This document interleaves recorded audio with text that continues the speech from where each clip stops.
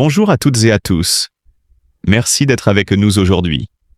Prenez quelques instants, installez-vous, car l'histoire que nous allons raconter n'est pas seulement celle d'une nuit tragique. C'est aussi le récit d'un lieu, d'un système, de décisions humaines et d'un drame qui a profondément marqué la Suisse. Il est un peu plus de minuit lorsque, dans l'une des stations de ski les plus exclusives du pays, le cours des choses bascule irréversiblement. À Crans-Montana, pendant qu'à l'extérieur, les feux d'artifice célèbrent la nouvelle année et que le champagne coule à flot, à l'intérieur d'une boîte de nuit réputée, la fête se transforme en cauchemar. En quelques minutes à peine, la musique est étouffée par les cris, l'air devient irrespirable, une fumée épaisse envahit l'espace et des flammes lèchent le plafond. La panique est totale. Certains parviennent à fuir, beaucoup d'autres restent non piégés. Au terme de cette nuit, le bilan est glaçant. Près de 40 morts, plus d'une centaine de blessés et un pays entier sous le choc. Au départ, tout semble pointer vers un accident tragique, une fatalité de plus dans une nuit de célébration. Mais très vite, les certitudes se fissurent. Plus les heures passent, plus les détails émergent et moins l'explication simpliste tient. Des témoins parlent d'un feu qui se serait propagé à une vitesse anormalement rapide, de matériaux enflammés tombant du plafond, de gouttes brûlantes transformant la piste de danse en piège. Beaucoup reconnaîtront plus tard avoir compris trop tard la gravité de la situation. Dans ce genre de scénario, quelques secondes suffisent pour séparer la survie de la mort. Ce qui trouble encore davantage l'opinion publique, ce n'est pas seulement la violence de l'incendie, mais ce qui se produit après. Les gérants du club, Jacques et Jessica Moretti, un couple bien connu dans la région, survivent à la catastrophe avec des blessures légères. Pourtant, dans les jours qui suivent, ils disparaissent presque totalement de la scène publique. Téléphones injoignables, réseaux sociaux supprimés, établissements fermés. Un silence soudain, presque absolu, alors même que les secours luttent encore pour sauver des vies et que les enquêteurs commencent à identifier les victimes. Ce retrait, pour beaucoup, agit comme un catalyseur de doutes et de soupçons, car le Constellation n'était pas un lieu quelconque. Situé au cœur de Crans-Montana, station synonyme de luxe, de sécurité et d'organisation irréprochable, le club était un véritable point de ralliement. Café et bar en journée, boîte de nuit animée le soir, il attirait saisonniers, sportifs, habitants et touristes internationaux. Les soirs de fête, et tout particulièrement au Nouvel An, l'affluence atteignait souvent ses limites maximales. Officiellement, la capacité se comptait en centaines de personnes. Officieusement, beaucoup affirment que cette limite était régulièrement frôlée. Au centre de cet univers se trouvaient les Moretti. Entrepreneurs ambitieux, bien intégrés dans le tissu local, ils incarnaient pour beaucoup une réussite exemplaire. Plusieurs établissements, des salles pleines, une vie nocturne florissante. Leur nom était associé à l'énergie et au dynamisme de la station. Rien, en apparence, ne laissait présager qu'un danger couvait en coulisses.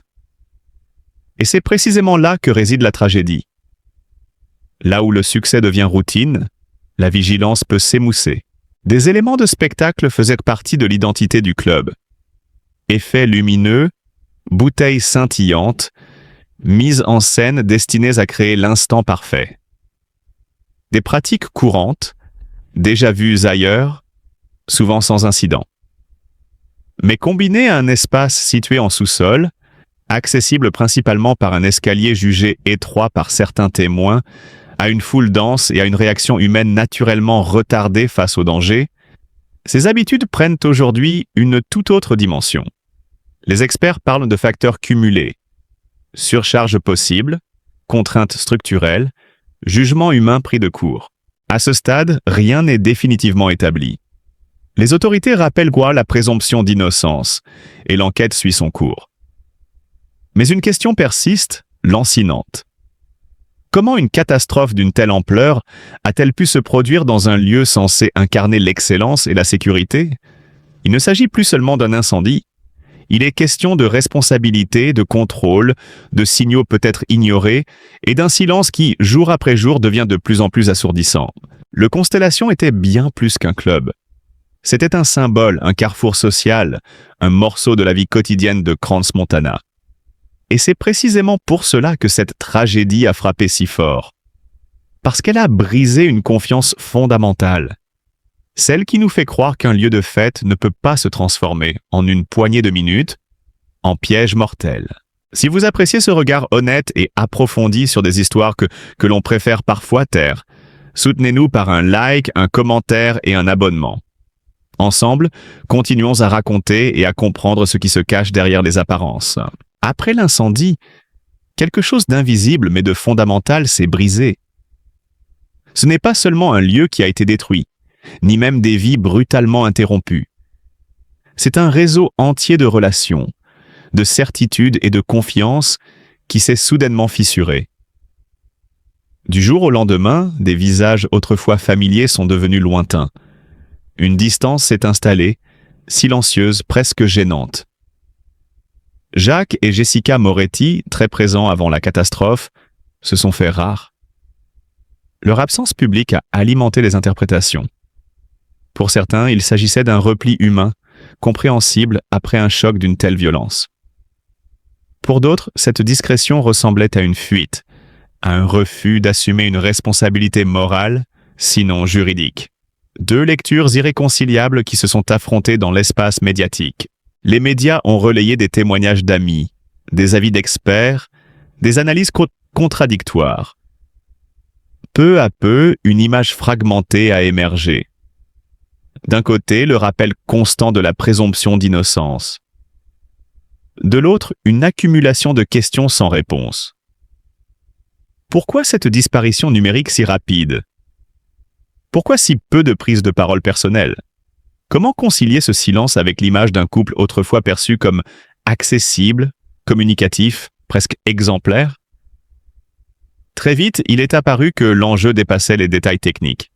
Il était question de confiance, de responsabilité et des attentes que la société projette sur ceux qui dirigent des lieux accueillant des centaines de personnes dans un espace clos. La tragédie de Crans-Montana a agi comme un révélateur brutal.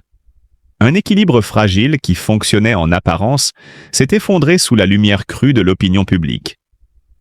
La rupture réelle se situe dans ces quelques minutes où une situation apparemment maîtrisée a basculé dans le chaos. Le moment précis où la routine s'est muée en panique et où des clients venus faire la fête sont devenus des victimes. Selon les reconstitutions, tout aurait commencé dans l'espace événementiel situé au sous-sol. Musique forte, jeux de lumière, foule dense. Des témoins racontent qu'au départ, presque personne n'a compris ce qui se passait. Un éclat lumineux, une flamme vacillante, puis de la fumée. Beaucoup ont cru à un effet de mise en scène, à un élément du spectacle qui allait s'éteindre aussi vite qu'il était apparu. Cette erreur de jugement de quelques secondes à peine s'est révélée fatale. Le feu s'est propagé à une vitesse exceptionnelle. Le plafond aurait pris feu presque immédiatement. Des matériaux en combustion ont commencé à goûter, projetant des étincelles sur les vêtements, sur les corps, sur le sol. La chaleur est montée brutalement. La fumée était devenue suffocante. Les vidéos diffusées par la suite montrent à quel point la visibilité s'est dégradée en quelques instants. On entend des cris, des appels, puis ce mouvement de masse vers les escaliers. C'est là que le chaos s'est intensifié.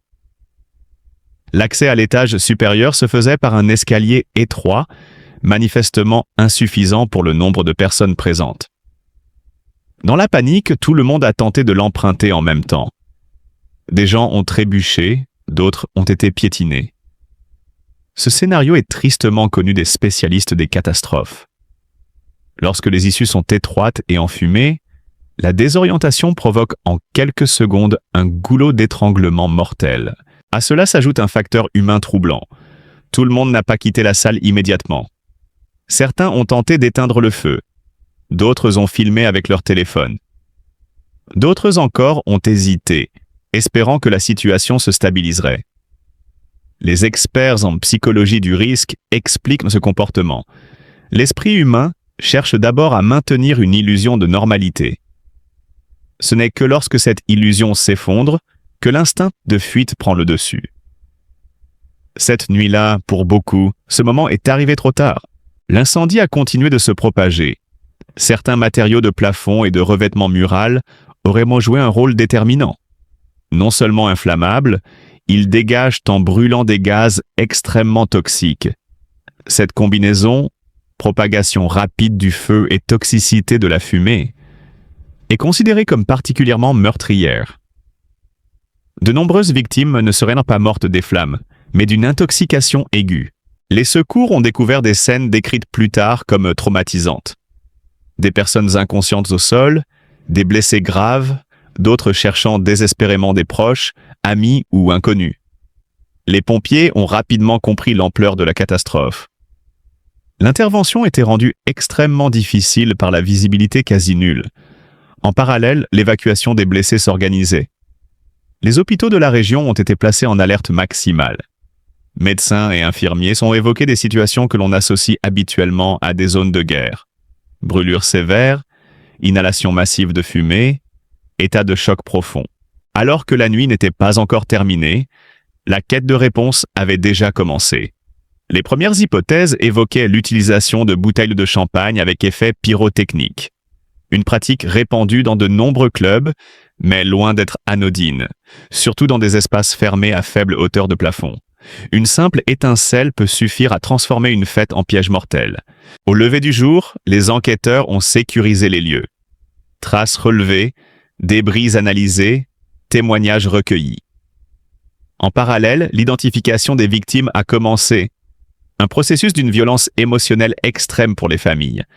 Des noms ont remplacé les chiffres. Des vies concrètes ont émergé derrière les statistiques. Des experts en sécurité incendie ont pris la parole, évoquant notamment le danger des revêtements de plafond qui fondent et gouttes. Le parquet et les autorités ont rappelé qu'il était trop tôt pour tirer des conclusions définitives. La présomption d'innocence demeure. Mais indépendamment des responsabilités juridiques à venir, une certitude s'imposait. Des vies avaient été irréversiblement brisées. Pour les survivants, une autre épreuve a commencé. Aux des blessures physiques, se sont ajoutés les traumatismes psychologiques. Crise de panique, insomnie, culpabilité du survivant. Pourquoi eux? Pourquoi pas les autres? Pour les familles des victimes, le deuil s'est mêlé à une exigence de vérité. Non par goût du scandale, mais pour donner un sens à l'insupportable. Crans-Montana, symbole de luxe et d'insouciance, est entré dans une période de silence et de réflexion.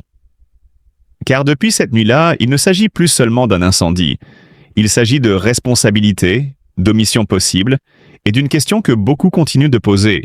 Qui aurait pu empêcher que la fête ne se transforme en drame? Il y a d'abord eu le choc.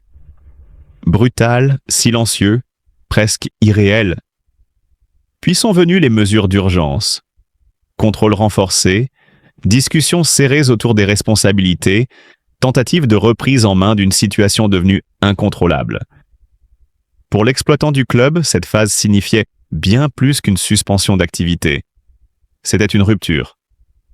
Juridiquement indépendant, certes, mais humainement et symboliquement, sa vie d'avant n'existait plus. Le nom de l'établissement restait à jamais lié à la catastrophe. Des proches ont parlé d'une crise existentielle, d'un effondrement intérieur que rien ne pouvait véritablement contenir. Dans ce climat lourd, un détail n'a échappé à personne, l'absence. Aucune déclaration personnelle. Aucune apparition publique. Un silence total.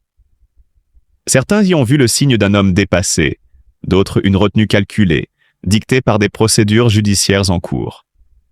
Mais ce mutisme, volontaire ou non, a nourri les interprétations.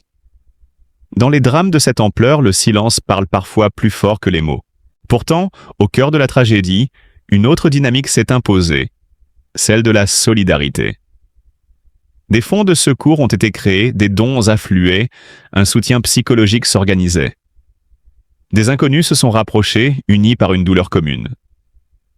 Pour beaucoup, ces élans d'humanité ont marqué le début d'un lent processus de guérison.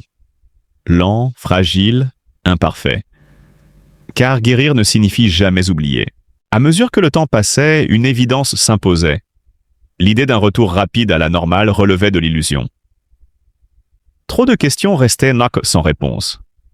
Trop de zones d'ombre. L'enquête avançait, parfois à pas compter. Chaque rapport intermédiaire apportait son lot d'éléments connus, mais aussi de nouvelles interrogations. Pour les personnes touchées, chaque révélation signifiait une confrontation renouvelée avec le passé.